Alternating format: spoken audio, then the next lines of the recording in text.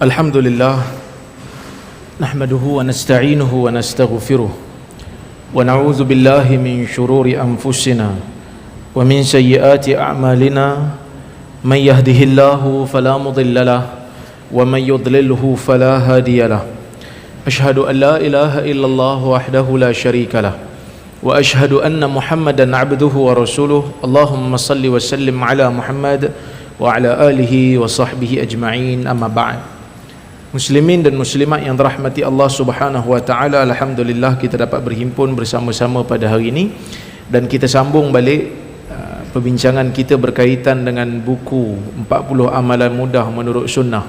Dan insya-Allah hari ini kita akan bermula dengan hadis nombor 3. Bacaan apabila dipuji orang. Maksudnya kita tak boleh nafikan hidup dalam dunia ni kadang-kadang kita jumpa orang yang puji kita. Jadi apa benda yang kita kena buat kalau orang puji kita? Mungkin sebelum ni kalau orang puji kita, kita senyum aja, kan? Tapi biasanya orang Melayu ni kalau dipuji, dia akan menafikan pujian tu dan dia akan kembalikan pujian tu kepada orang yang memuji. Contohnya orang puji kita, yang ni pandai ya. Dah, aku tak pandai, kau yang pandai.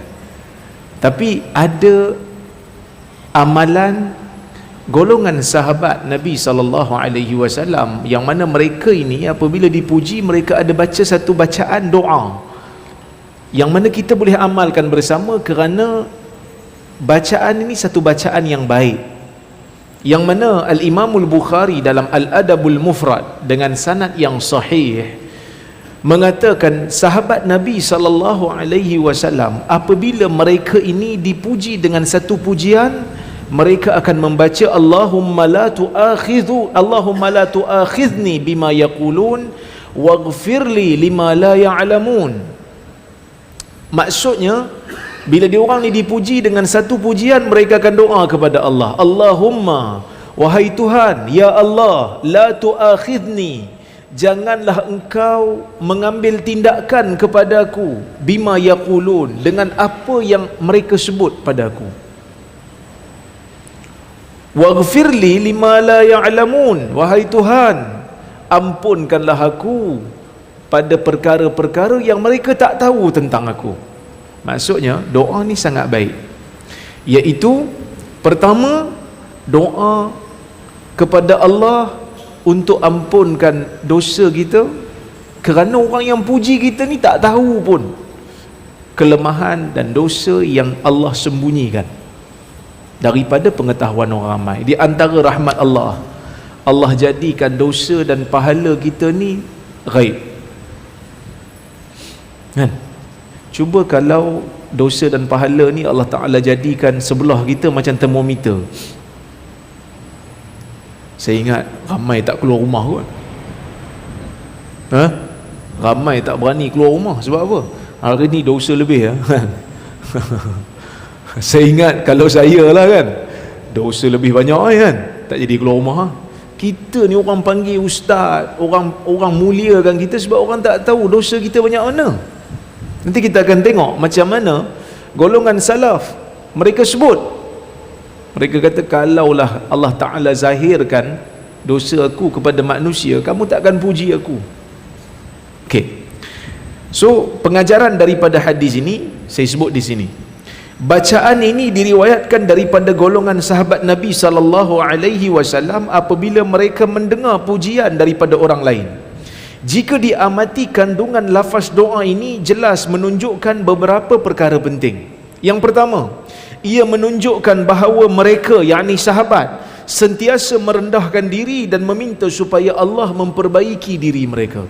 Ini satu benda yang sangat penting, iaitu golongan sahabat ni Nabi ajar mereka untuk rendah diri walaupun mereka itu sahabat Nabi.